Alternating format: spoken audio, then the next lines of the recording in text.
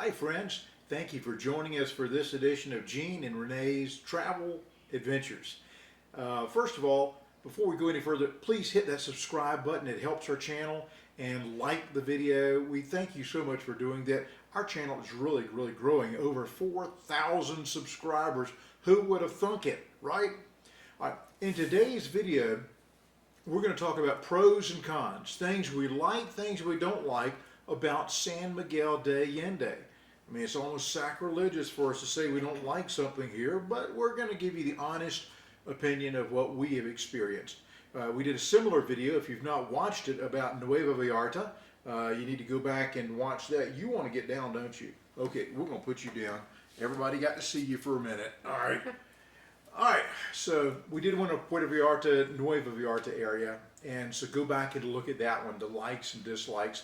In fact, that was one of our first videos, I think, like maybe video number 5 or something like that. All right, San Miguel de Allende. It's in the interior. It's just about the center of Mexico.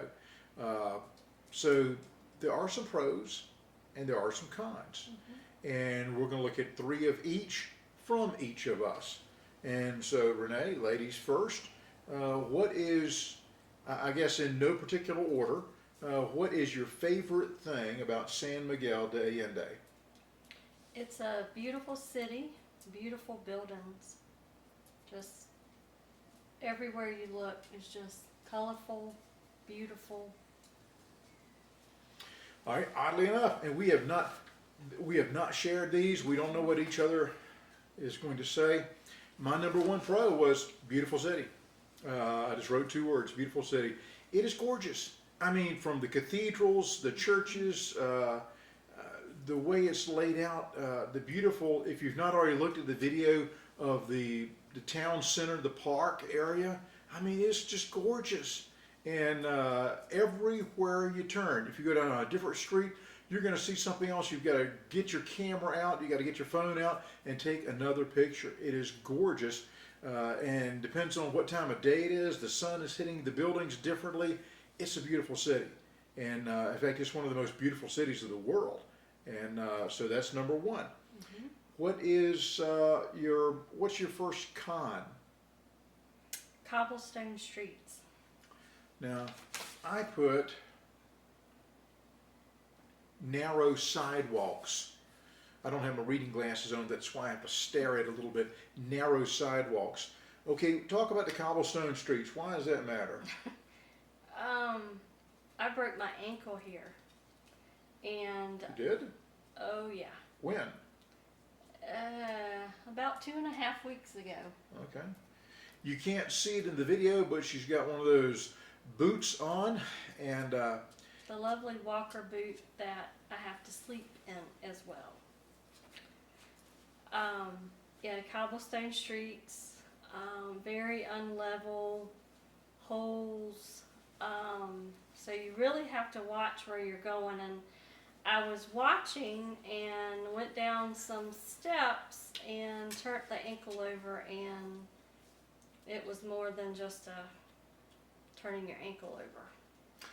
we actually went to the hospital and they had to do x-rays, and we're going to talk about that in an upcoming video because we've got a trilogy coming up of cost of expenses in San Miguel de Allende, as far as groceries, as far as everyday expenses, and as far as medical expenses. And so we'll be dealing with that one coming up.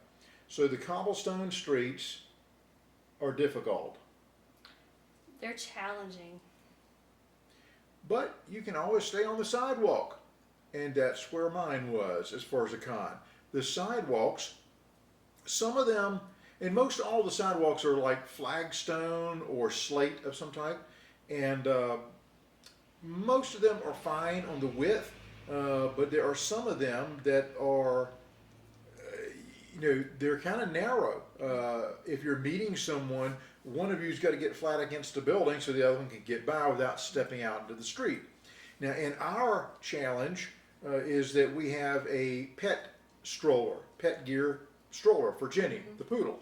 And, it's just wide enough on most of the sidewalks for that. But sometimes, if there are steps coming in from a building, they kind of come down onto the sidewalk. The dog wants in the lap, out of the lap, in the lap, out of the, and so you kind of have to straddle one wheel off of the sidewalk and one wheel on the sidewalk, and so it's a little bit challenging.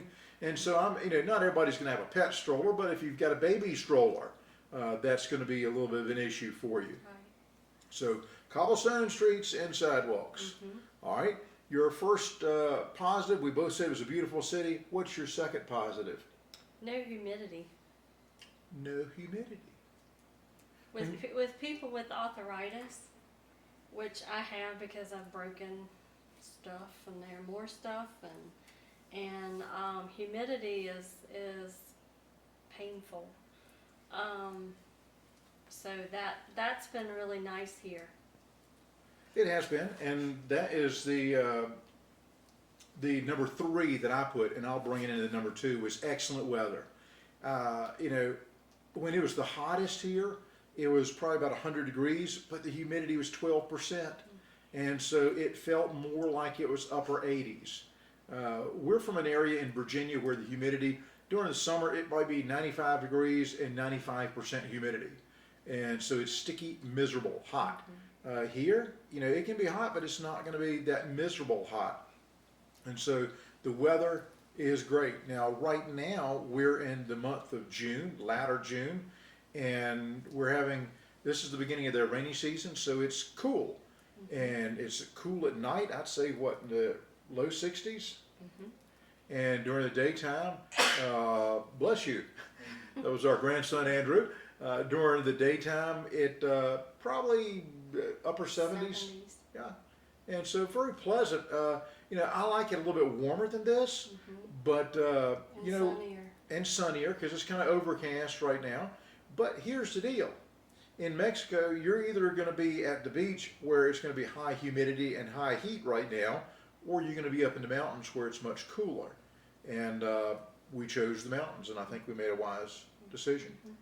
All right, another con. What's a con for you? It's not larger car friendly. It's challenging.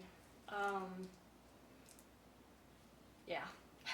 That's why we were walking, because there's like no parking. There's some street parking, but it's kind of first come, first serve. And there are some parking lots. There are. Enclosed parking lots. It's just getting to them. Yeah, and you pay like 40 pesos, so a couple of dollars to park in those parking lots. Yeah.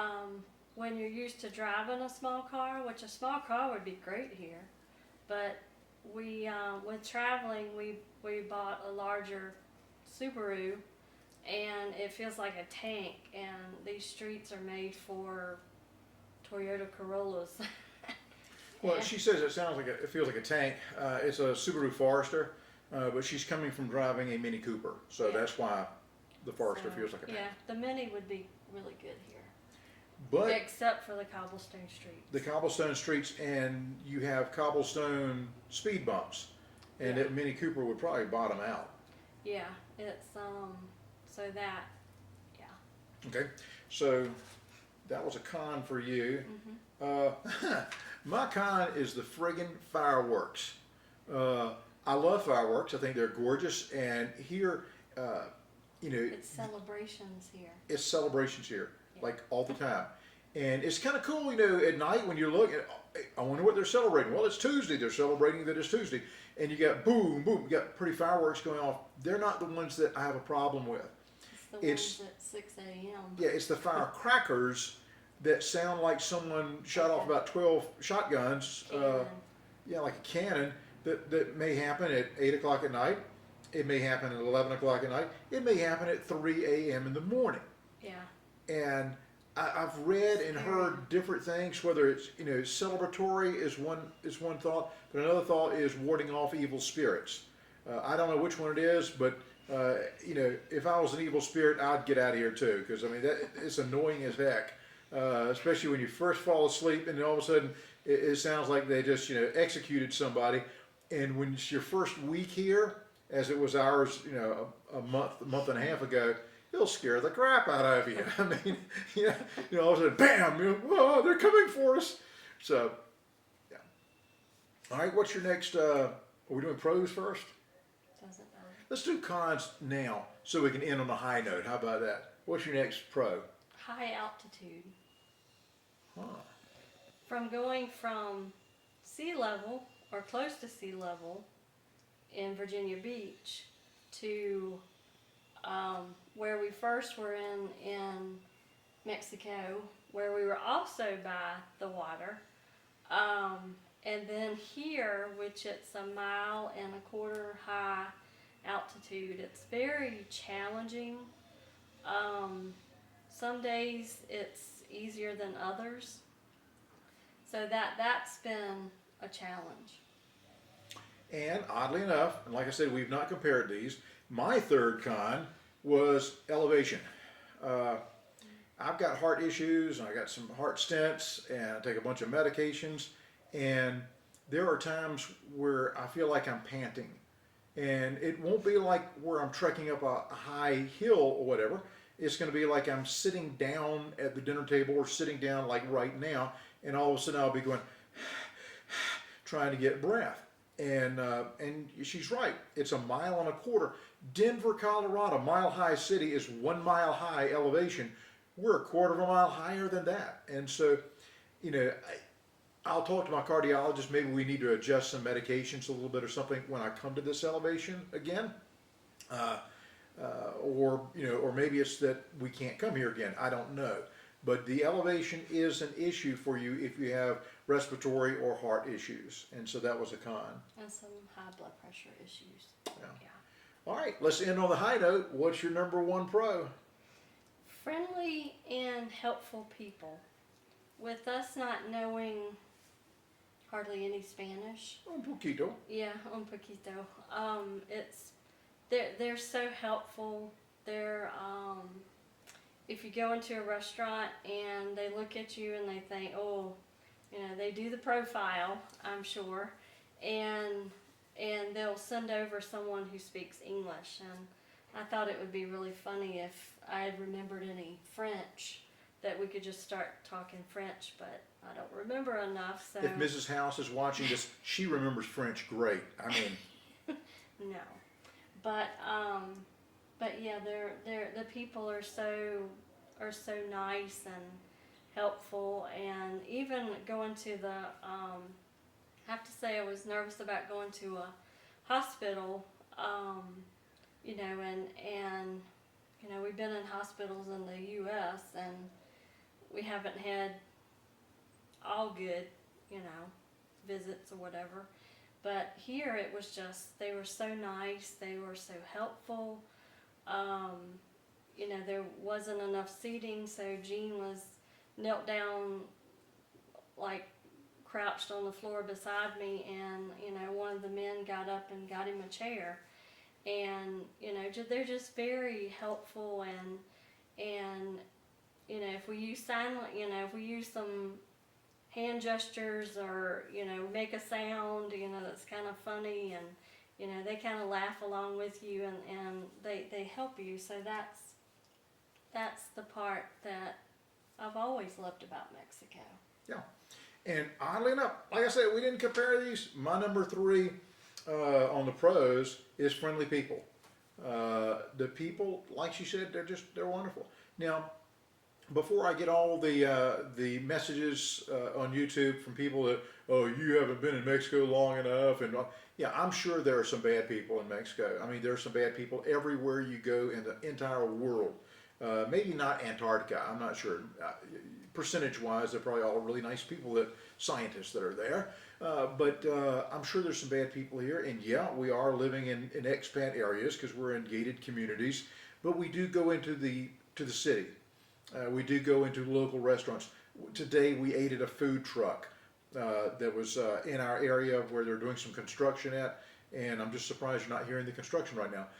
But the food truck was out there, and just, I mean, so nice, so kind, so friendly, so accommodating, and And it's good food. Yeah, good food. I mean, I think we had 3 tacos, street tacos for like 36 pesos, so under $2.